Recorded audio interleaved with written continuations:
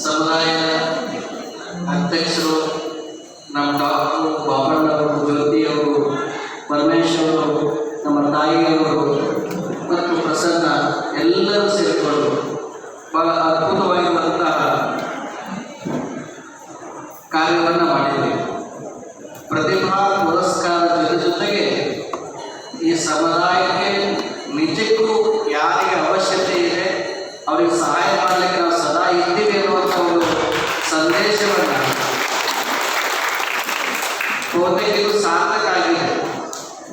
ಒಂದು ಶಾರೀರಿಕವಾಗಿ, ಮಾನಸಿಕವಾಗಿ ಜರ್ಜರಿತವಾಗಿ ಕುಟುಂಬಕ್ಕೆ ಜೊತೆಗೆ ಇತರವಾಗಿ ಬೆಂಕಿ ಮರಣಾಂತರಿಕ ಪ್ರಾಣತ್ಯಾಗವನ್ನು ಮಾಡಿದಂತಹ ಆ ಕುಟುಂಬಕ್ಕೆ ಆರ್ಥಿಕ ಸಹಾಯವನ್ನು ಮಾಡುವ ಮೂಲಕ ಒಂದು ರಾಜ್ಯದಲ್ಲಿ ಎಲ್ಲ ಕಡೆ ಸನ್ಮಾನ ಮಾಡ್ತಾರೆ. ಪ್ರತಿಭಾ ಪುರಸ್ಕಾರವನ್ನು ಎಲ್ಲ ಕಡೆ ಮಾಡ್ತಾರೆ. ಎಲ್ಲ ಕಡೆ ಮಾಡೋದು ಸರ್ವೇ ಸಾಮಾನ್ಯ.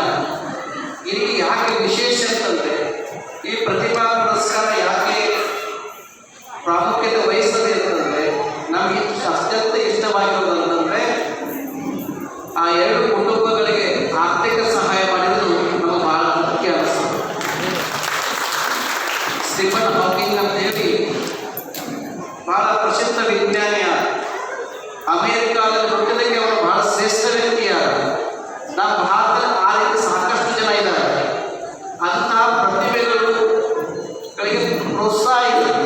ಅಂತಹ ಪ್ರತಿಭೆಗಳಿಗೆ ಪ್ರೋತ್ಸಾಹ ಮಾಡುವಂಥ ಕಾರ್ಯ ನಮ್ಮ ಶ್ರೀಕೃತಿಯಿಂದ ನಡೀತಾ ಇರೋದು ನಮಗೆ ಅತ್ಯಂತ ಸಂತೋಷ ಮತ್ತು ಖುಷಿಯನ್ನು ಕೊಟ್ಟಿರುವಂಥದ್ದು.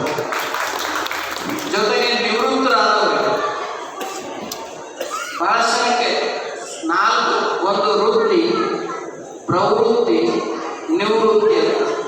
ವೃತ್ತಿ, ಪ್ರವೃತ್ತಿ ಮತ್ತು ನಿವೃತ್ತಿ. ನಮ್ಮ ವೀರಶೈವ ಲಿಂಗಾಯತದಲ್ಲಿ ಇನ್ನೊಂದು ಪದ ಇದೆ, ನಿಷ್ಪತ್ತಿ ಅಂತ. ಮತ್ತೆ ಉತ್ಪತ್ತಿ ಇಲ್ಲ ಅಂತ.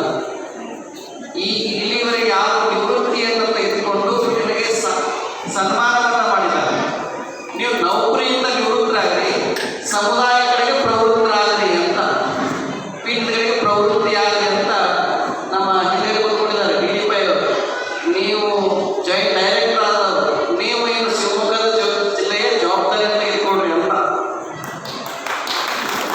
ಅಂದರೆ ನಿಮಗೆ ಗೊತ್ತದೆ, ನೀವು ಸ್ವತಃ ಫೇಲ್ ಆಗಿ, ನೀವು ಪರೀಕ್ಷೆಯಲ್ಲಿ ಫೇಲ್ ಆಗಿರ್ಬೋದು, ಜೀವನದಲ್ಲಿ ಪಾಸ್ ಆಗಿದ್ದೀರಿ.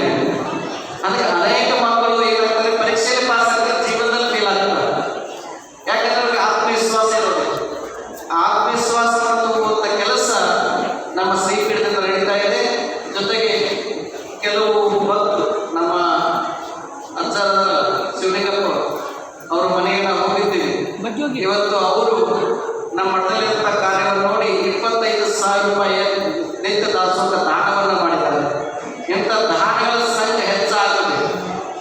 ಈ ಮಠ ಪೀಠಗಳು ಏನು ಅಂತಂದರೆ, ನೀವೇನು ಕೊಡ್ತೀರಿ, ಕೆರೆಯ ನೀರನ್ನು ಕೆರೆಗೆ ಚೆಲ್ರಿ ಅಂತ.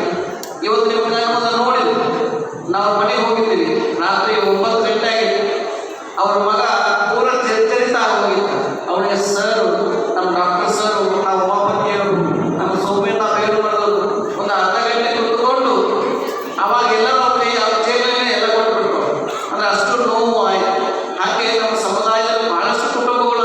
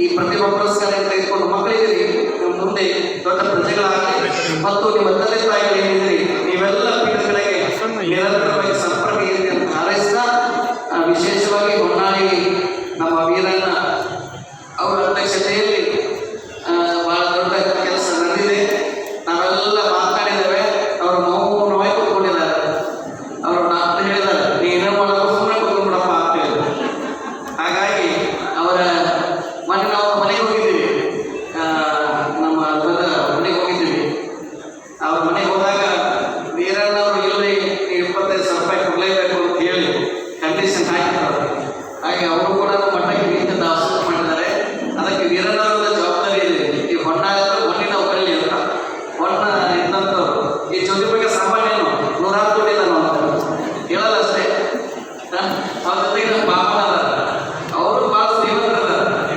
ಇವತ್ತು ಅವ್ರ ಮನೆಗೆ ಹೋಗಿದ್ದೀವಿ, ಅವ್ರ ಸಹೋದರ ಮನೆಗೆ ಇಲ್ಲೇ ಇದ್ದಾರೆ. ವಿನೀತ್ ಮತ್ತು ಅದ್ವಿಕ ಅವ್ರ ಮನೆಗೆ ಪ್ರಬಣ್ಣ ಅವ್ರ ಮನೆಗೆ ಹೋಗಿದ್ದೀವಿ. ಅವರು ಕೂಡ 25,000